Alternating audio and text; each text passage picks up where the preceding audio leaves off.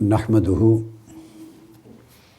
ونصلی ونسلم علی سیدنا و مولانا محمد رسولہ النبی الامین المکین الحنین الکریم الرؤوف الرحیم ونصلی ونسلم علی آلہ الطیبین الطاہرین المطہرین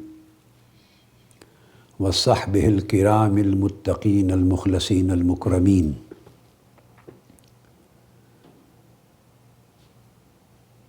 وأولیاء امتہ والصالحین وعلماء ملتہ العاملین اما بعد فاعوذ باللہ من الشیطان الرجیم بسم اللہ الرحمن الرحیم ومن یعص اللہ ورسولہ ویتعد حدودہ یدخلہ نارا خالدا فیہا وَلَهُ عَذَابٌ مُّهِينٌ صدق اللہ مولانا العظیم۔ معزز سامعین و ناظرین اور خواتین و حضرات اور مشائخ، علماء اور اساتذہ کرام اور طلبہ و طالبات اور جمیع مستفیدین اور مستفیدات، اللہ رب العزت کا شکر ہے جس کی توفیق سے ہم قرآن و سنت کی روشنی میں عقائد صحیحہ کے موضوع پر سلسلہ وار گفتگو کر رہے ہیں، اور اس باب میں پہلا بنیادی مسئلہ جس کے مختلف پہلوؤں پر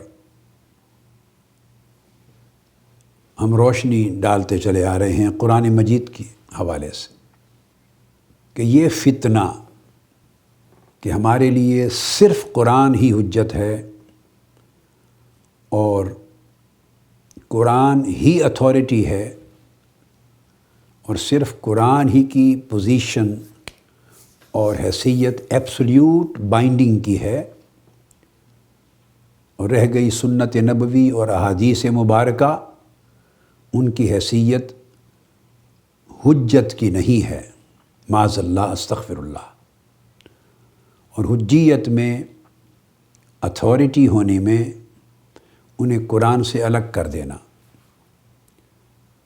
اور دین کے باب میں عقائد، احکام اور مسائل کی تشریح و تعبیر صرف قرآن سے کرنا، حدیث و سنت کو حجت سمجھے بغیر اور قرآن کی تعبیر، تعویل، تشریح اور تفسیر میں حدیث اور سنت نبوی کی مدد لیے بغیر،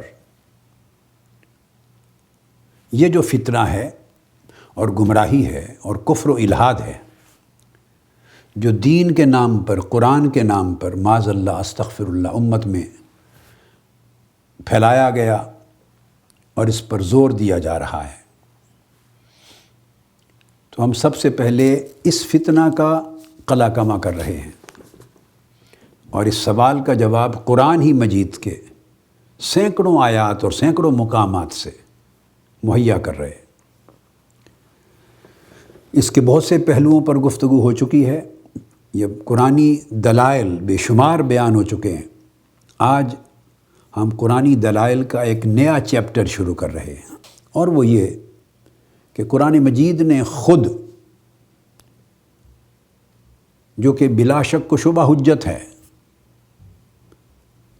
اس نے خود قرآن کو اور سنت کو، فرمان الہی اور فرمان رسول کو صلی اللہ علیہ وسلم کو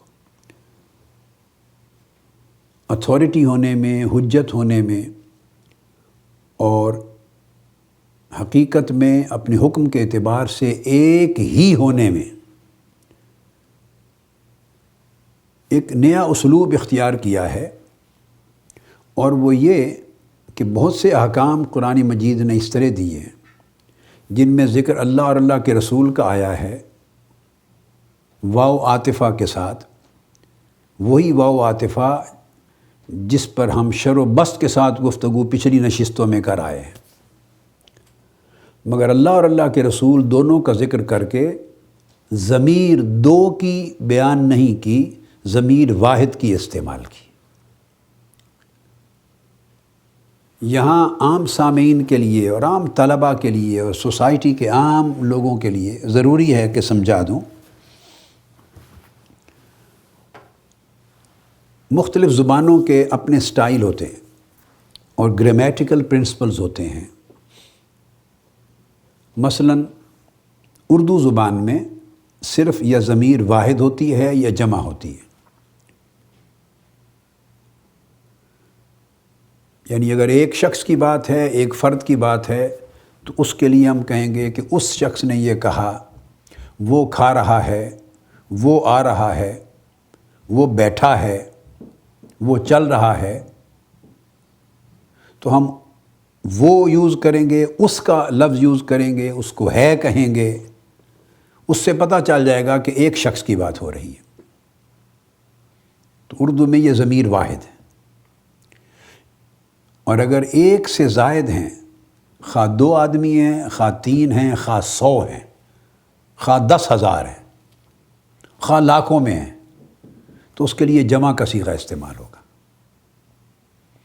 وہ آ رہے ہیں، وہ بیٹھے ہیں،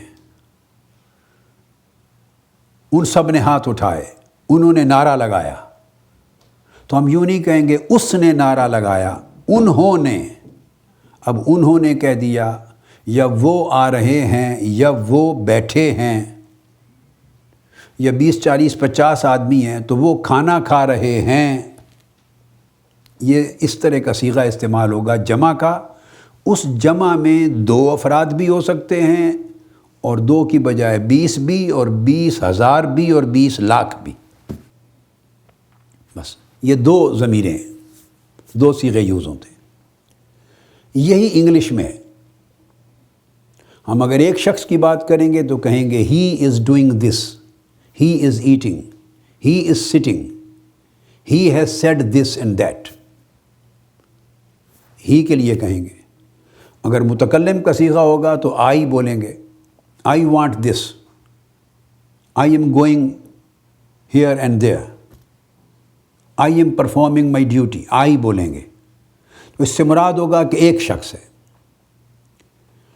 اور اگر ایک سے زائد ہیں، 2 ہوں، 3 ہوں، 10 ہوں، 1000 ہوں، اردو کی طرح ہی انگلش کا طریقہ ہے، پھر لفظ بول دیں گے وی live here, we are doing this, we study in this school, we are traveling on this and that date۔ یا ان کے لیے کہیں گے تو they are playing cricket, they are playing football, they have lost their game۔ پوری team کے لیے کہیں گے they have lost their game and come back، they are studying, they are listening to my lecture۔ تو دے بولیں گے، اس میں 10 بھی ہو سکتے ہیں، 2 بھی ہو سکتے ہیں، 1000 بھی ہو سکتے ہیں۔ تو انگلش اور اردو کے جو گرامیٹیکل پرنسپلز ہیں، واحد اور جمع کے، وہ ایک جیسے ہیں۔ اب اس کو اچھی طرح آپ آسانی سے سمجھ گئے۔ اب اس پوزیشن میں آپ عربک کو لے لیں، عربی کا اصول جدا ہے۔ عربی میں ایک واحد ہے ایک کے لیے، اور جمع کا صیغہ استعمال ہوتا ہے کم سے کم 3 یا 3 سے زیادہ ہو۔ عربی میں 2 افراد کے لیے جمع کا صیغہ یوز نہیں ہوتا، اس کے لیے تثنیہ کا ایک صیغہ الگ ہوتا ہے۔ تو عربی کے اندر چونکہ بہت زیادہ وسعت اور جامعیت ہے جو دنیا کی کسی زبان میں نہیں، تو اس کی ضمیریں اور اس کے صیغے بھی زیادہ وسیع ہیں، اور ہر لفظ سے ہر چیز کا صحیح اطلاق سمجھ آتا چلا جاتا ہے۔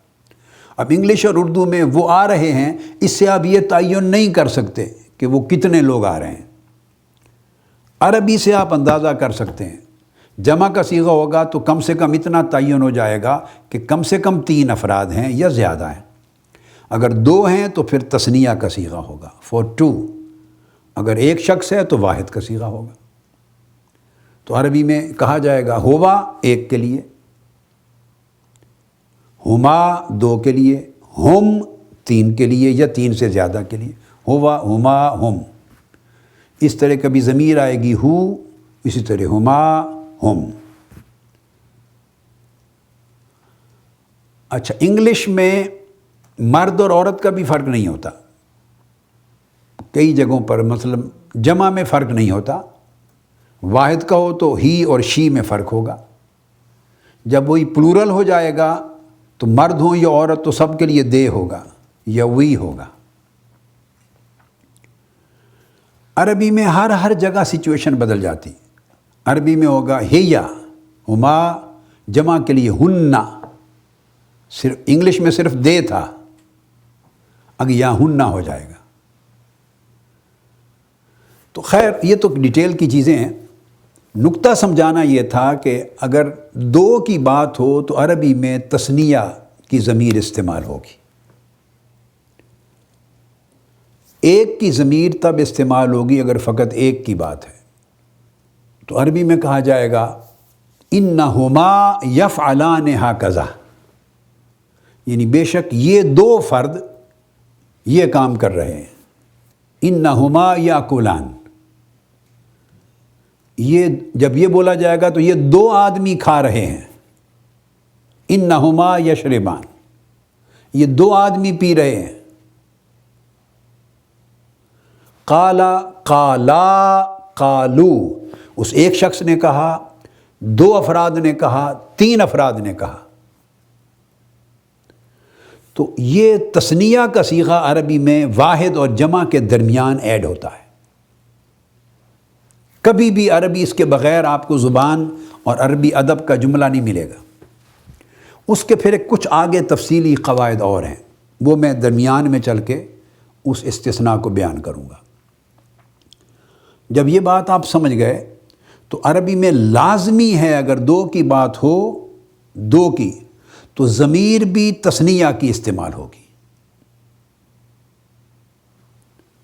اب ہم قرآن مجید کی ان آیات کریمہ کی طرف آتے ہیں کہ قرآن مجید میں کئی مقامات ایسے ہیں جہاں اللہ اور اللہ کے رسول کی بات ہوئی 2 کی، اور وہ حکم بیان کیا 2 کے لیے مگر ضمیر واحد کی استعمال کی، تاکہ حکم کے اندر جو دوئی کا تصور ہے، ڈویلٹی کا تصور ہے، ڈیفرینشیٹ کرنے کا، جدا کرنے کا تصور ہے، اس کو بھی ختم کر دیا جائے، اور یہ سمجھ لیا جائے کہ بے شک ذاتیں تو 2 ہیں، اللہ کی اور اللہ کے رسول کی، مگر ان کا حکم ایک ہے، ان کے فرمان کا معنی ایک ہے، ان کے حکم کی حجیت ایک ہے، ان کے حکم کی جو اتھارٹی ہے وہ ایک ہے، one and the same. You can't say these are 2 different authorities. اپنی اصل حجیت کے اعتبار سے وہ ایک ہی مصدر، ایک ہی منبع، ایک ہی اتھارٹی تصور کی جائے گی اور اسے ایک ہی حکم کے طور پہ لیا جائے گا۔ اب یہ آیہ کریمہ جو میں نے تلاوت کی شروع میں، یہ سورہ نساء کی آیت نمبر 14 ہے۔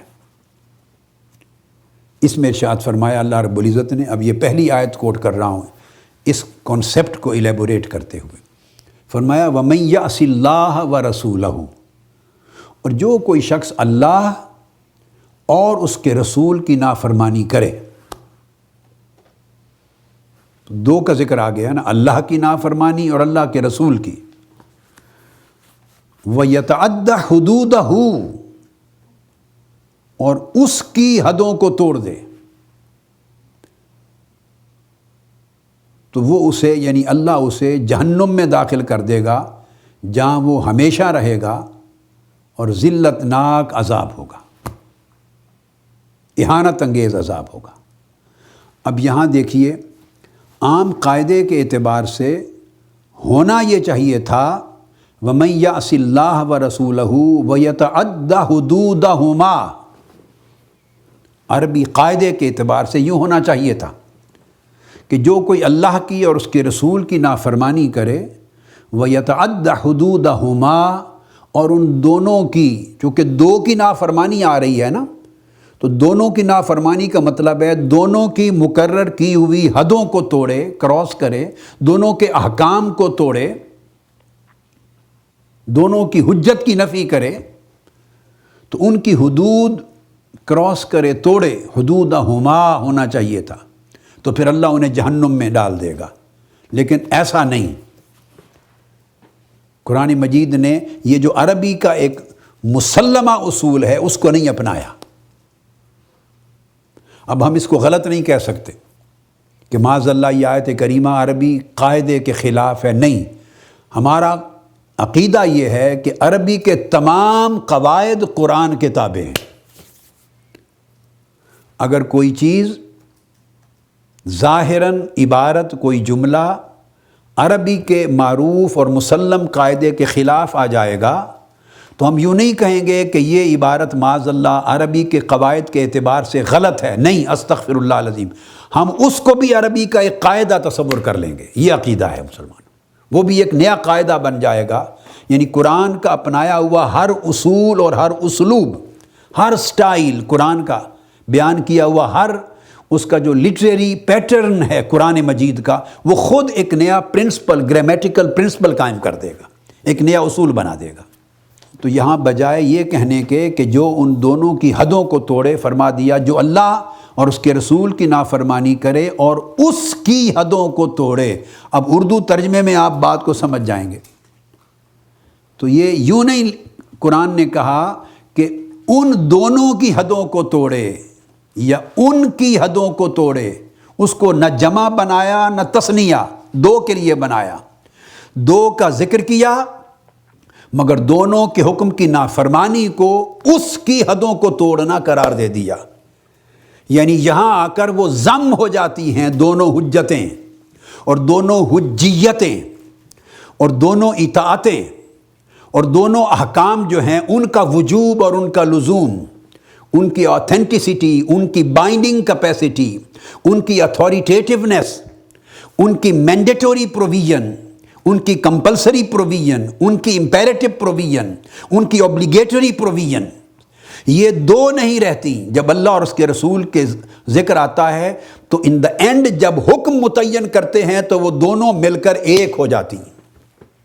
یہ قاعدہ نیا بنا، تو عربی کے قاعدے کی خلاف ورزی نہ ہوئی، بلکہ قرآن کی اس آیت کے سٹائل نے ایک نیا قاعدہ اور نیا حکم وضع کر دیا، اور یہ ثابت کر دیا کہ اللہ اور اللہ کے رسول کا جب معاملہ آئے تو یہ ایکسیپشنل ہے، یہ اس میں استثناء ہے، یہ عام لوگوں کی بات نہیں ہے۔ یہ وجہ ہے کہ آپ الحمد سے والناس تک پورے قرآن مجید کا مطالعہ کر لیں، کسی جگہ قرآن مجید میں جہاں اللہ کے رسول کو چھوڑ کر اللہ اور مخلوق میں سے کسی اور کا ذکر آیا ہے، اللہ کا اور اس کے ساتھ اگر کہیں مخلوق کا ذکر آیا ہے تو کبھی بھی ضمیر واحد کی استعمال نہیں ہوگی۔ الحمد سے والناس تک میں آپ کو ایک قطعی طور پہ ایک چیلنج کی حیثیت سے ایک باقاعدہ اصول بتا رہا ہوں پورے قرآن میں۔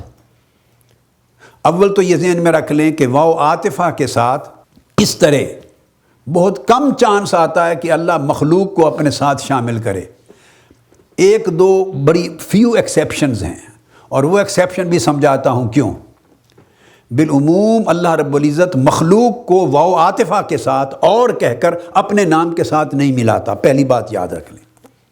مخلوق کی کیا مجال کہ مخلوق کا نام اللہ کے نام کے ساتھ واو عاطفہ کے ساتھ جڑے، کیونکہ میں نے آپ کو بات بتا دی تھی کہ واو عاطفہ کا جو معنی ہے نحو کے لحاظ سے اور اصول کے اعتبار سے وہ جمع، اقتران اور تشریک پر دلالت کرتا ہے، اکٹھا ہونے اور اس حکم میں دونوں کے یکساں طور پہ شریک ہونا، یکساں پارٹیسپیشن، تشریک پر دلالت کرتا ہے۔ اس لیے اس واو عاطفہ کو واو مشرکہ بھی کہتے ہیں، واو مشرکہ، کہ تشریک پیدا کرتا ہے، دونوں کو شریک کر دیتا ہے اس حکم میں اکٹھا۔ یہاں ایک نقطہ سمجھ لیں، یہ ایک عام آدمی کا کیس نہیں ہے، مگر چونکہ میری گفتگو علماء بھی سن رہے ہیں، اساتذہ بھی سن رہے ہیں، اہل علم و فن بھی سن رہے ہیں، اور ایسے لوگ بھی جن کو چلو تھوڑی زیادہ سدھ بدھ ہے، اتنی کہ کم سے کم سادہ لوگوں کو گمراہ کرنے کے لیے ہیں، اتنی سوجھ بوجھ ہے کہ دو چار اٹکل پچو لگا کے عام لوگوں کو گمراہ کر سکتے ہیں، کنفیوز کر سکتے ہیں، ہر قسم کا طبقہ سنتا ہے۔ تو کوئی یہ کہہ سکتا ہے کہ نحو کی بعض کتابوں میں اور اصول کی بعض کتابوں میں بعض نحات کے مذہب میں جو واو عاطفہ ہے وہ تشریک کے لیے نہیں، وہ ترتیب کے لیے آتی، اس کا ذکر بھی آیا ہے، مگر جمہور نے اس کو رد کیا ہے۔ ان کا مطلب یہ ہے کہ جب واو عاطفہ لگے تو پھر اس کا مطلب جتنی چیزوں کے درمیان واو لگتی ہے اس کا معنی ہوتا ہے کہ یہ احکام اس ترتیب سے ہوں گے، اس سے ترتیب مراد لی جاتی، تشریک نہیں، بلکہ ایک پریورٹی، ایک ترتیب بنائی جاتی ہے، پہلے یہ ہوگا، پھر یہ ترتیب بنائی جاتی ہے۔ اس کو جمہور نحات نے، ائمہ نحو نے اور ائمہ اصول نے رد کر دیا کہ قرآن مجید میں ایسی کئی آیتیں ہیں کہ جہاں واو عاطفہ کئی چیزوں کے درمیان لگی اور دوسرے مقام پر اس سے ترتیب کو بدل کر وہی بات بیان ہوئی۔ تو اگر اس کا مطلب ترتیب ہوتا، ارینجمنٹ ہوتا، تو دوسرے مقام پر ان چیزوں کے ارینجمنٹ کو بدل کر آیت نازل نہ ہوتی۔ تو ثابت ہوا کہ یہ ترتیب پہ دلالت نہیں کرتی۔ اس طرح آپ وضو کو لے لیں، وضو کی آیت ہے، اس کے اندر ارشاد فرمایا گیا،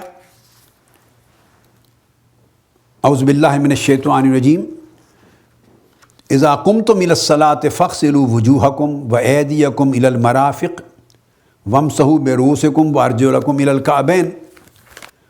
اگر ترتیب مراد لی جاتی تو حکم یہ ہوتا کہ پھر یہ ترتیب وضو میں فرض ہو جاتی، یہ ترتیب وضو میں فرض ہو جاتی، جا کہ ترتیب وضو کے اندر فرض نہیں ہے۔ ائمہ کے ہاں فقہ میں، شریعت میں یہ ترتیب فرض نہیں ہے، یہ چار فرائض وضو ہیں مگر ترتیب اٹسیلف فرض نہیں ہے۔ تو اگر واو عاطفہ ترتیب پہ دلالت کرتی تو جس طرح چار ارکان ہیں وضو کے آیت میں بیان ہوئے، اسی طرح ان کی ترتیب پانچواں رکن ہو جاتی، وہ بھی فرض ہو جاتی، مگر نہیں۔ اور کئی مقامات ہیں جس میں قرآن مجید میں ایک ہی بات بیان ہوئی ہے، انبیاء کا ذکر آیا ہے، واو عاطفہ کے ساتھ کسی ایک جگہ کسی نبی کا ذکر پہلے، دوسرے کا بعد، پھر اس کے بعد دوسرے مقام پر وہ حکم بدل گیا ہے۔ کئی مقامات پر بعض اور اعمال کی ترتیب بدل دی ہے ذکر کرنے میں۔ تو ترتیب قرآن مجید کی کئی آیتیں ہیں جو اسٹیبلش کر دیتی ہیں کہ یہ ترتیب پر دلالت نہیں کرتی، تشریک پر کرتی۔ جب تشریک کی بات ہو گئی تو اب قرآن مجید میں ایکسیپشن ہے، میں بات کر رہا تھا کہ مخلوق کو بالعموم اللہ تعالیٰ واو عاطفہ کے ذریعے ایک فعل میں، ایک حکم میں اپنے ساتھ شریک نہیں کرتا۔ اول تو مخلوق واو عاطفہ کے ساتھ، اسم الہی کے ساتھ شریک نہیں ہوتی، اللہ جمع نہیں کرتا، یہ صرف رسول پاک صلی اللہ علیہ وسلم کا استثناء ہے۔ صرف حضور علیہ السلام کی ذات اقدس کو اللہ نے اپنے محبوب پیغمبر، نبی اور رسول کو کئی مقامات میں، کئی احکام میں ان کا ذکر اس بحث کے بعد کروں گا۔ 100 آیتیں ایسی ہیں، 100 یاد رکھ لیں، 100 مقامات پر، 100 احکام میں اللہ رب العزت نے واو عاطفہ کے ذریعے حضور علیہ السلام کو اپنے ساتھ کسی نہ کسی حکم میں شریک کیا ہے۔ 100 ڈیفرنٹ احکام میں اللہ نے حضور علیہ السلام کو اپنے ساتھ شریک کیا ہے۔ دو باتوں کو ذہن کریں، ایک میں نے کہا تھا، ذہن نشین کر لیں، کہ اطاعت پر دلالت کرنے والی آیتیں صریحاً لفظ اطاعت کے ساتھ 38 ہیں جن میں حضور کی اطاعت کو واجب کر دیا ہے اللہ نے اپنی اطاعت کی طرح، لیکن لفظ اطاعت کے ساتھ اور لفظ اطاعت کے بغیر دوسرے الفاظ کے ساتھ جہاں حضور علیہ السلام کی اطاعت، آقا علیہ السلام کی سنت، آقا علیہ السلام کا فرمان، آقا علیہ السلام کا حکم اور امر واجب ہوتا ہے قرآن کی طرح، فرمان الہی کی طرح، ایسے مقامات 150 ہیں قرآن مجید میں، 150 جہاں اللہ تبارک و تعالیٰ نے حضور علیہ السلام کی اطاعت اور سنت کا واجب ہونا اللہ کے حکم کی طرح بیان کر دیا، وہ 150 ہیں۔ اور اب میں ایک تیسری چیز بیان کر رہا ہوں، وہ یہ کہ 100 آیتیں ایسی ہیں قرآن مجید میں جہاں اللہ تبارک و تعالیٰ نے مختلف چیزوں اور مختلف معاملات اور احکام میں خود کو اور رسول صلی اللہ علیہ وسلم کو و عاطفہ کے ذریعے شریک کیا، اکٹھا جمع کیا ہے۔ اس میں سے کچھ نمونے میں بعد میں بیان کرتا ہوں۔ 100 جگہوں پر جمع کیا ہے، جبکہ دوسری مخلوق الحم سے والناس تک ایک مقام پر بھی اللہ رب العزت نے خالق اور مخلوق کا ذکر و عاطفہ کے ذریعے جمع نہیں کیا۔ تو کوئی بات تو ہوگی، جو فرق اللہ نے قائم رکھا ہے ہم اس فرق کو کیوں مٹاتے ہیں؟ ہمیں چڑ کیا ہے آقا علیہ السلام کی ذات کی عظمت سے؟ ہمیں کیا چڑ ہے عظمت اور عفت مصطفیٰ سے؟ ہمیں کیا چڑ ہے عظمت نبوت مصطفیٰ سے، عظمت رسالت مصطفیٰ سے، عظمت شان مصطفیٰ سے؟ آقا علیہ السلام کی شان محبوبیت کے ساتھ، آقا علیہ السلام کی قدر و منزلت کے ساتھ، اللہ کی بارگاہ میں آقا علیہ السلام نے کی جو وہ تعظیم و تکریم اللہ نے دی ہے امت کے لیے، اس سے ہمیں کیا چڑ ہے کہ اللہ 100 مختلف معاملات میں اور احکام میں اور امور میں رسول کو اپنے ساتھ ملائے، شریک کرے، اور ہم تلے ہوئے ہیں پھوڑنے پر، جدا کرنے پر، فرق کرنے پر؟ وہ اس لیے کہ اللہ کے حکم کو ڈیمونسٹریٹ کرنے والے ہی صرف رسول پاک ہیں، اور تو ہے کوئی نہیں۔ اللہ کے حکم کو، میسج کو کمیونیکیٹ کرنے والے ہی رسول پاک صلی اللہ علیہ وسلم ہیں، اور تو ہے کوئی نہیں۔ اللہ کے منشا کو ایلیبوریٹ کرنے والے رسول پاک صلی اللہ علیہ وسلم ہیں، اور تو ہے کوئی نہیں۔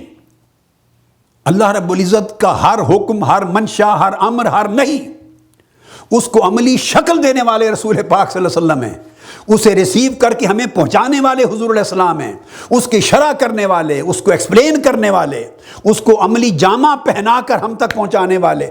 بھئی آقا علیہ السلام کے سوا منشا الہی کا ہم تک پہنچنے، سمجھنے، سمجھانے کا ذریعہ ہی کوئی نہیں۔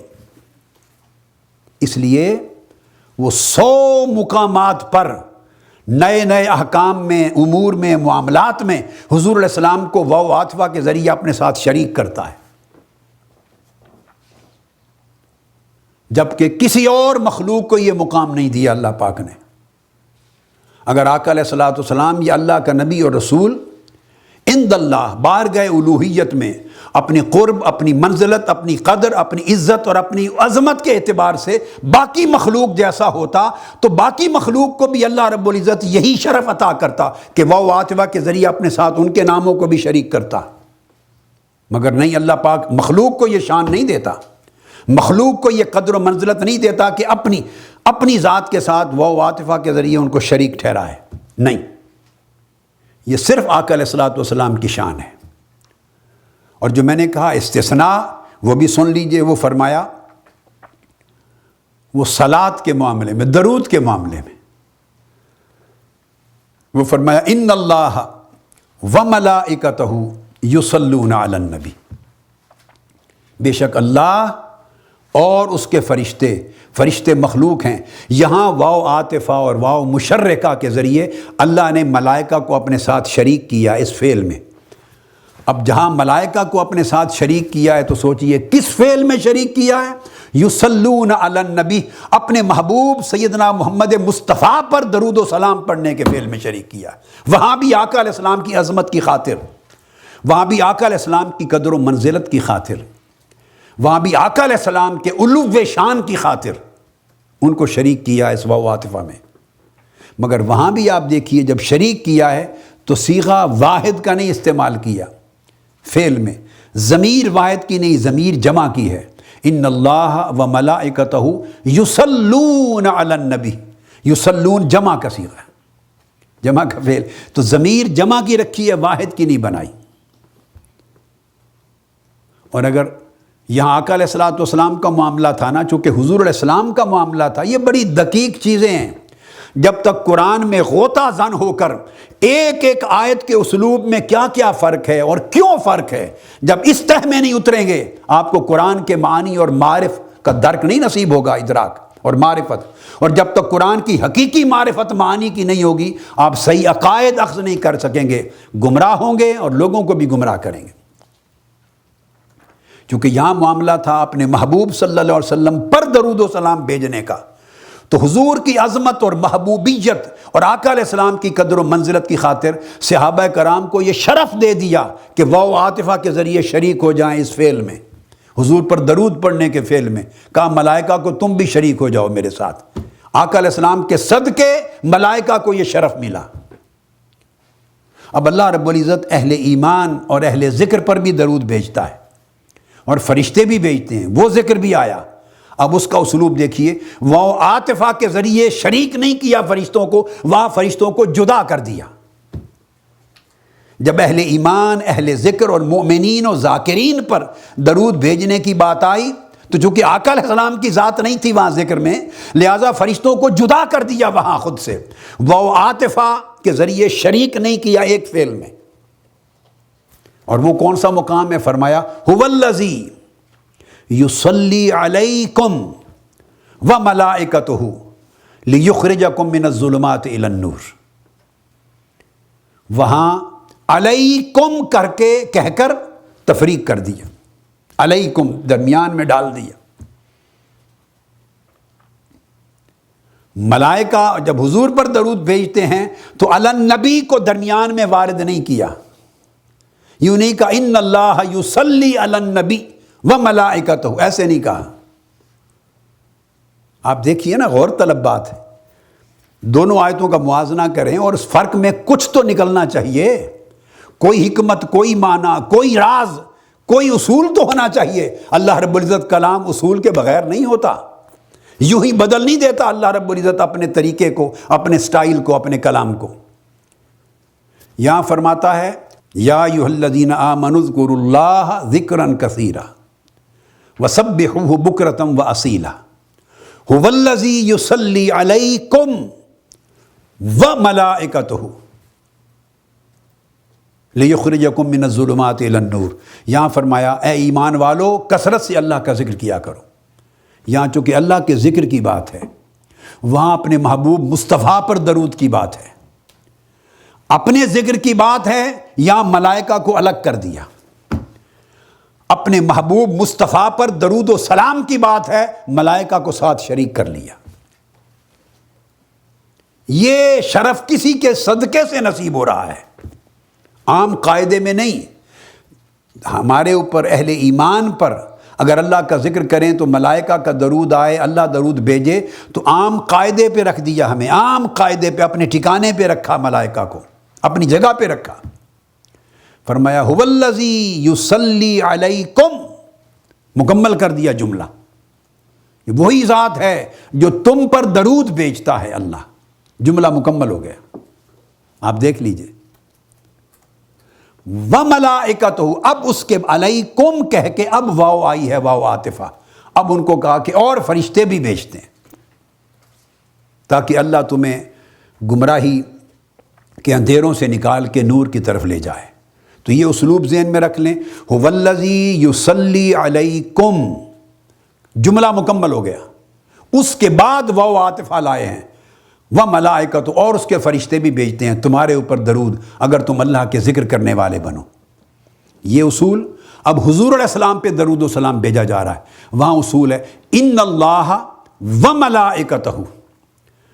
وہاں یوں نہیں فرمایا ان اللہ یصلی علی النبی وملائکتہ کہ بے شک اللہ نبی صلی اللہ علیہ وسلم پر درود بھیجتا ہے اور اس کے فرشتے۔ اہل ایمان اللہ کا ذکر کرنے والوں کے لیے کہا بے شک اللہ ان پر درود بھیجتا ہے اور اس کے فرشتے۔ وہاں یوں فرمایا، یہاں یوں نہیں فرمایا کہ بے شک اللہ نبی صلی اللہ علیہ وسلم پر درود بھیجتا ہے اور اس کے فرشتے، یہاں یہ نہیں فرمایا، یہاں کہا بے شک اللہ اور اس کے فرشتے نبی صلی اللہ علیہ وسلم پر درود بھیجتے ہیں۔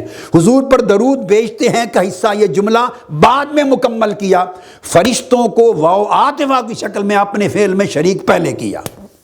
یہ اپنے ساتھ جو شریک کیا یہ صدقہ ہے محبت مصطفیٰ کا، عظمت مصطفیٰ کا، نسبت مصطفیٰ کا، درود مصطفیٰ کا اور سلام مصطفیٰ کا صلی اللہ علیہ وآلہ وسلم۔ تو آپ نے دیکھا کہ مخلوق کو اللہ رب العزت واو عاطفہ کی شکل میں اپنے ساتھ کبھی شریک نہیں کرتا، جملہ مکمل کر کے یا کوئی فعل درمیان میں لا کے فاصلہ کر دیتا ہے، اس کے بعد پھر ان کا ذکر کرتا ہے ایڈیشن کے طور پر. لیکن آقا علیہ السلام کو اپنے ساتھ شریک کرتا ہے یا یہاں فرشتوں کو آقا علیہ السلام کے ذریعے آقا کی وجہ اور آقا کے وسیلے سے شریک کیا ہے. لیکن پھر آپ دیکھیے گے کہ دونوں جگہوں پر ضمیر وہاں یصلون شریک کیا مگر ضمیر جمع کی یوز کی. اب عربی کا ایک قاعدہ ہے، یاد رکھ لیں، یہاں ایک ایکسیپشنل قاعدہ ہے جو وہ بیان کر دوں. وہ یہ ایکسیپشنل قاعدہ یہ ہے کہ اگر ضمیر یا فعل یہ پہلے آ جائے اسماء کا ذکر کرنے سے پہلے اور دو کا ذکر ہو بعد میں، تو پہلے آ جائے تو واحد کا صیغہ استعمال ہو سکتا ہے، واحد کا استعمال ہوتا ہے. اگر فعل پہلے ہو اس میں ضمیر واحد کی یوز ہو جائے گی، بعد میں پھر دو ذاتوں کا ذکر آ سکتا ہے. یا دوسری شکل یہ ہے کہ دو اسماء کا، دو افراد کا ذکر آ رہا ہے اور فعل درمیان میں آ جائے، دو کے درمیان، جیسے هو الذی یصلی علیکم وملائکتہ، تو لفظ اللہ کی ذات، الذی اور ملائکہ کے درمیان یصلی آ گیا کہ وہ درود پڑھتا ہے، تو تب بھی واحد کی ضمیر استعمال ہو جاتی ہے اس صیغے میں. تو صرف دو صورتیں ہیں ضمیر واحد کی، یا دونوں سے پہلے ذکر آ جائے فعل، کہا جائے گا یفعل ابو بکر و عمر ہاکذا، کہ ابو بکر اور عمر یہ کام کر رہے ہیں. یفعل پہلے آ جائے تو پھر ابو بکر و عمر دونوں کے نام سے پہلے یفعل واحد کا صیغہ ہو جائے گا. اور اگر یہ فعل بعد میں ذکر ہو اور اسم دونوں پہلے آ جائیں، مثلا ان ابا بکر و عمر یفعل ہاکذا نہیں کہا جائے گا. پھر اگر دو کا ذکر پہلے آ گیا تو ہو جائے گا ان ابا بکر و عمر یفعلان ہاکذا، یہ دونوں اس طرح کام کر رہے ہیں. پھر تثنیہ کی ضمیر آئے گی، چونکہ دو آ چکے ہیں نا پہلے، اب ان دو کو بیان کرنے کے بعد اب فعل آ رہا ہے، لہذا اس میں ضمیر دو کی ہی ہوگی. اور اگر فعل پہلے آ جائے تو وہ دونوں پر وارد ہو جاتا ہے، اس میں واحد کا ہو سکتا ہے. اور دو کے درمیان آ جائے تو پھر بھی واحد کا یوز ہو سکتا ہے کہ دونوں پچھلے اور اگلے پر الگ الگ اس کا اطلاق ہو جاتا ہے. لیکن دو کے بعد آئے تو یاد رکھ لیں پورے عربی ادب میں اور پورے قرآن میں کہیں بھی دو اسم پہلے آ جائیں اور بعد میں فعل کا ذکر ہو اور اس میں ضمیر آئے تو وہ صیغہ کبھی واحد کا استعمال نہیں ہوگا. دو کا ہے تو تثنیہ کا ہوگا، دو سے زیادہ نام ہے تو جمع کا ہوگا. یہ ان ایکسیپشنل پرنسپل ہے. اب اس کی روشنی میں اب قرآن مجید کو دیکھیے، اب پوری وضاحت آپ جان گئے. اب ارشاد ہوتا ہے جس نے اللہ اور اس کے رسول کی نافرمانی کی، وَيَتَعَدَّ حُدُودَهُ، یہ واحد کی ضمیر ہے، ضمیر الواحد، اور اس کی حدود کو توڑا تو پھر وہ جہنم میں جائے گا. تو اللہ تبارک و تعالیٰ نے تثنیہ کا ہما کا صیغہ استعمال نہ کر کے، تثنیہ کی ضمیر استعمال، دو کی ضمیر استعمال نہ کر کے، دو کے لیے ایک کی ضمیر استعمال کر کے اللہ اور اس کے رسول کے لیے ثابت کر دیا کہ دونوں میں سے جو بھی حد مقرر کرے وہ ایک ہی حد ہوگی. خواہ وہ حد قرآن سے مقرر ہو، خواہ وہ حد حدیث رسول اور سنت رسول سے مقرر ہو، وہ شیء واحد ہے، وہ ایک ہی حد تصور کی جائے گی، اس کو دو الگ حدیں تصور نہیں کیا جائے گا. یہ پہلا قاعدہ.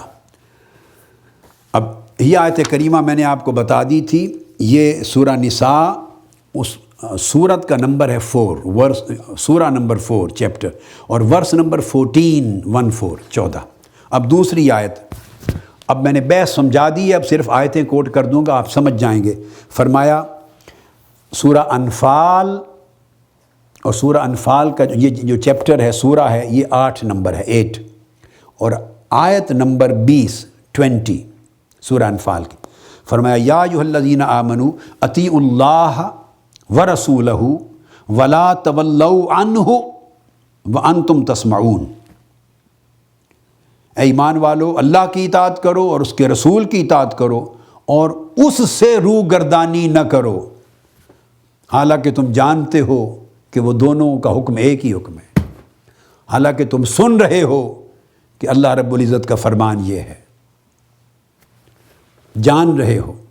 تو یہاں چاہیے یہ تھا عربی عام قاعدے کی روح سے کہ کہا جاتا وَلَا تَوَلَّوْا عَنْهُمَا۔ اس کو امام قرطبی نے بھی بیان کیا اور کئی اور ائمہ نے بھی۔ ایک مسلمہ قاعدہ، اس پر کوئی اختلاف نہیں ہے، یاد رکھ لیں۔ یہ بات نہیں ہے کہ اس پر کسی اور نے اختلاف کیا ہو، ایک مسلم قاعدے کی بات ہے۔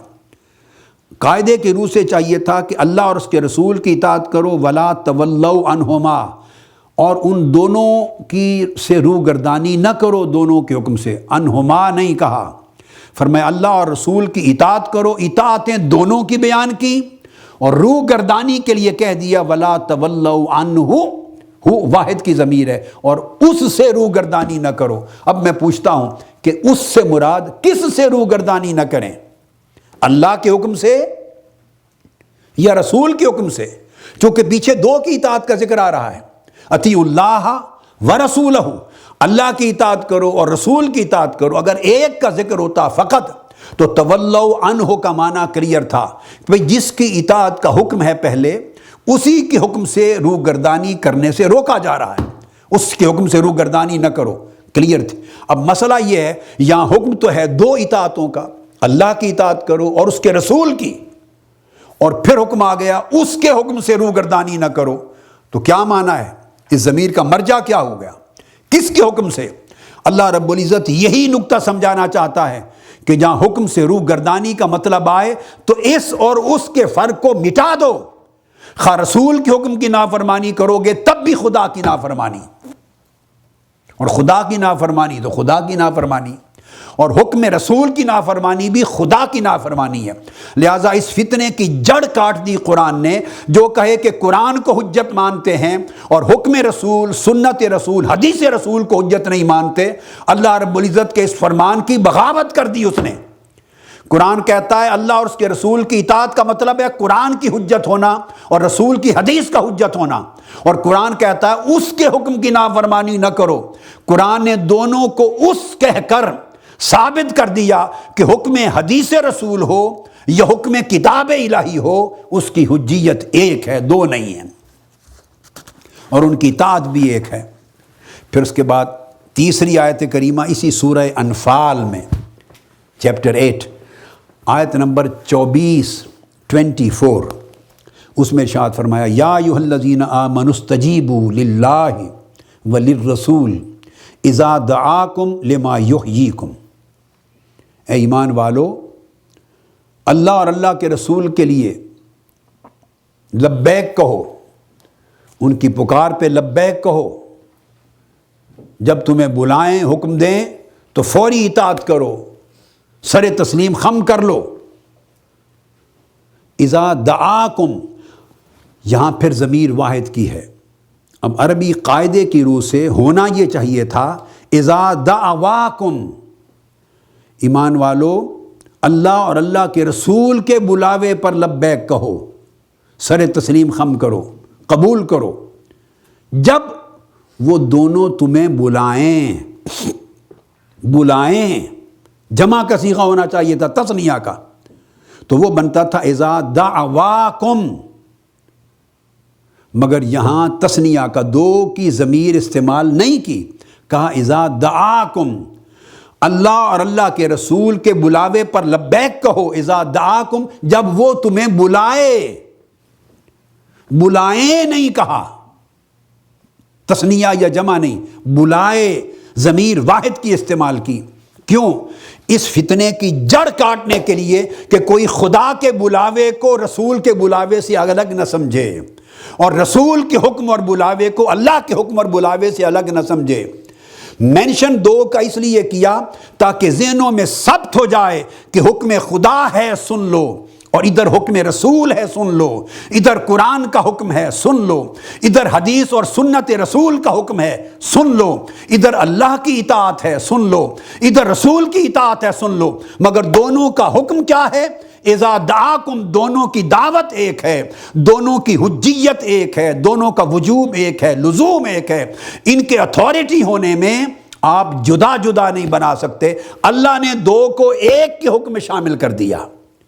سو بحیثیت مسلمان ہمیں کس طرح اختیار پہنچتا ہے کہ ہم دعاکم کو توڑ کر دعواکم کر دیں، ان کے حکم کی حجیت کو جدا کر دیں اور ایک کو مانے ایک کا انکار کریں۔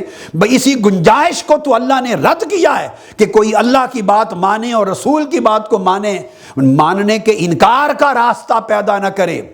اس راستے کو بند کرتے ہوئے کہا بھائی خدا اور اس کے رسول کا بلاوا ایک ہے، حکم ایک ہے، فرمان ایک ہے، حجیت ایک ہے، وجوب ایک ہے، اطاعت ایک ہے، فرضیت ایک ہے، لزوم ایک ہے۔ آپ ڈیفرینشیٹ نہیں کر سکتے۔ اس تیسری آیت پہ آج کی گفتگو ختم کرتے ہیں اور انشاءاللہ تعالی اگلی نشست میں اسی مضمون کو آگے آیات کریمہ کی روشنی میں جاری رکھیں گے۔ وما علینا الا البلاغ۔